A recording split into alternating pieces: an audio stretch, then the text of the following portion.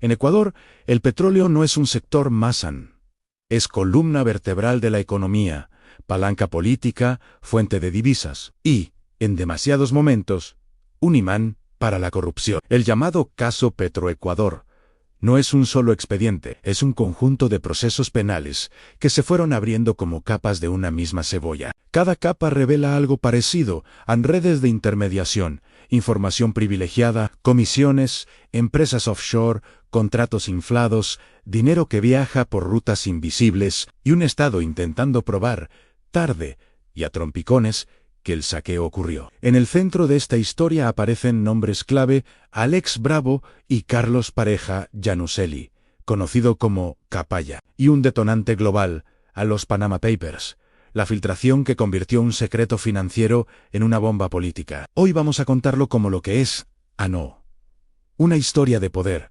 petróleo, y una pregunta que persigue al país desde hace años: ¿quién controlaba realmente Petroecuador cuando el dinero empezó a desaparecer? Petroecuador es la empresa pública que ha manejado durante décadas parte de la producción, refinación, transporte y comercialización del crudo y derivados. Cuando una empresa así se corrompe, no se corrompe un departamento, se contamina el corazón de los ingresos del Estado. Y aquí hay un antecedente poco conocido pero crucial. Durante años, la dirección de Petroecuador estuvo influida por estructuras vinculadas a la Armada del Ecuador, pero a partir de 2011, el control gerencial pasó a manos civiles. Esa transición abrió una etapa de nuevos cuadros, nuevas redes y, según la historia judicial, nuevas oportunidades para la captura de decisiones. Para entender el caso, hay que mirar la cronología. En 2011 asume como gerente Marco Gustavo Calvo Piña, que permanece hasta 2015. En 20 de julio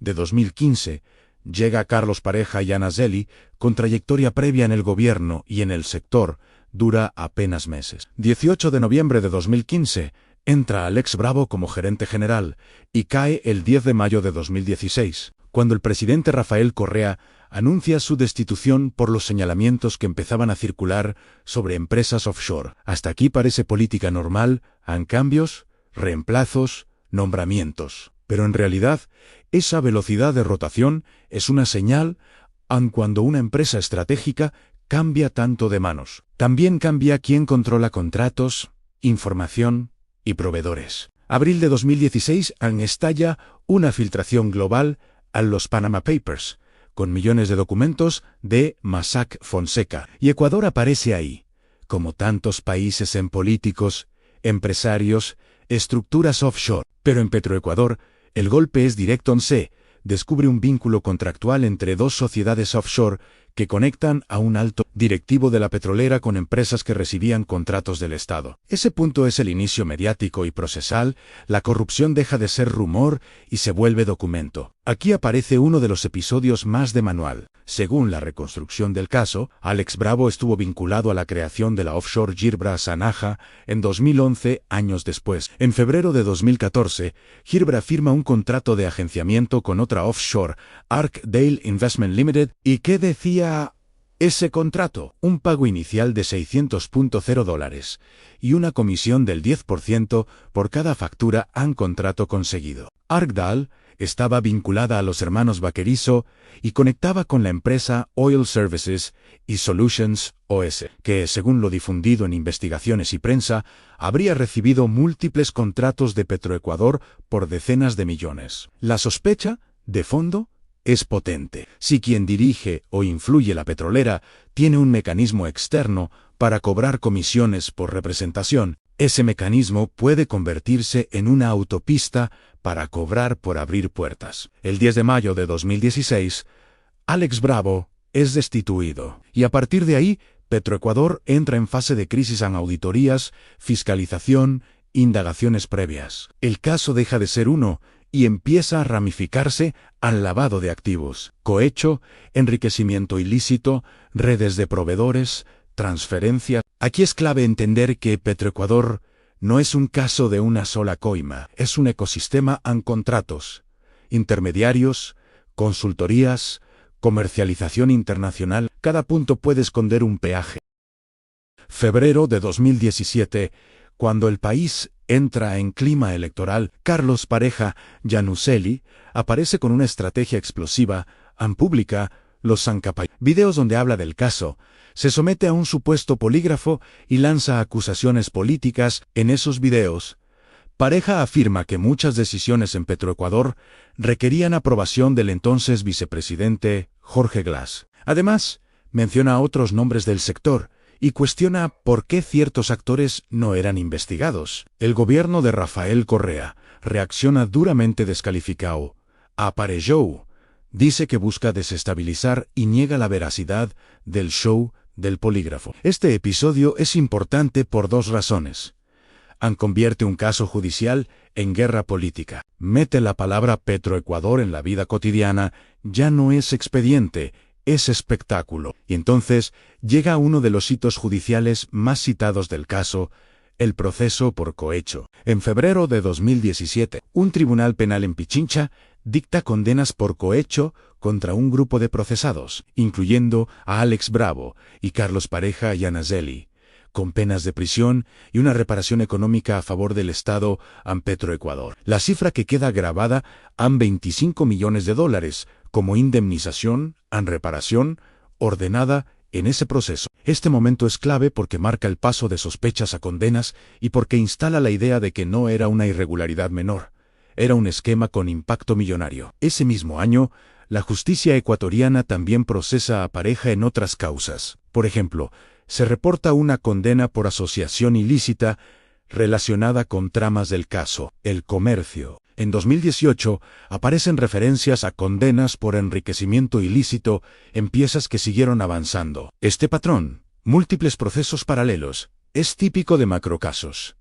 El Estado intenta separar delitos para poder probarlos. La defensa intenta mostrar caos o persecución. Y la opinión pública se cansa, se confunde o se polariza. Y aquí viene una capa moderna, más global y más peligrosa: el comercio internacional del crudo. En 2023, Fiscalía abre una instrucción fiscal basada en asistencia penal internacional desde Estados Unidos. Investiga un esquema en el que funcionarios y exfuncionarios habrían recibido pagos corruptos para facilitar información y asegurar contratos a empresas intermediarias and traders como Ganver, y Trafigura con cifras de sobornos investigadas, alrededor de $22 millones. En 2024 y 2025 aparecen desarrollos relevantes. Por ejemplo, la Fiscalía ecuatoriana comunica acuerdos segundo por segundo, sentencias vinculadas a Ganver y pagos. Y medios reportan pagos importantes relacionados con investigaciones de corrupción en Petroecuador. Este tramo es crucial, porque muestra que el problema no era solo contratos locales. Era también el punto donde el crudo ecuatoriano se vuelve mercancía global, y donde la corrupción puede esconderse tras intermediaciones sofisticadas, jurisdicciones extranjeras y estructuras corporativas. El caso Petroecuador deja retos estructurales que siguen vigentes en reto 1: la captura de una empresa estratégica. Si Petroecuador es capturada por redes internas, el Estado pierde dos veces en dinero y soberanía económica. Reto 2: offshores y trazabilidad. Cuando aparecen empresas offshore, el dinero se vuelve humo. Sin cooperación internacional, la justicia local se queda corta. Reto 3: la politización en Capayaliax mostró cómo un caso judicial puede convertirse en arma electoral. Eso erosiona credibilidad. La gente deja de ver hechos y solo ve bandos. Reto 4: la lentitud y la fatiga social. Años de procesos multiplicados generan cansancio. A la ciudadanía termina pensando que nunca pasa nada, incluso cuando sí hubo condenas. Reto 5: el mercado internacional. Los traders globales, la información sensible y las comisiones sofisticadas hacen que la corrupción sea más difícil de detectar, pero más rentable. El caso Petroecuador es la historia de cómo una filtración, Panama Papers, abrió una puerta que ya estaba mal cerrada. Es la historia de contratos, comisiones, offshores y guerras internas. Pero sobre todo, es la historia de un Estado aprendiendo tarde que en sectores estratégicos el control no puede ser formal. Tiene que ser real, porque si el control es débil, el petróleo deja de financiar escuelas, hospitales o seguridad, y empieza a financiar silencios, lealtades y fortuna. Y aquí va la pregunta final, la que debe cerrar tu vídeo con tensión. Si la corrupción pudo instalarse en el corazón del petróleo, ¿qué queda realmente fuera de su alcance? Petroecuador no es solo un caso del pasado.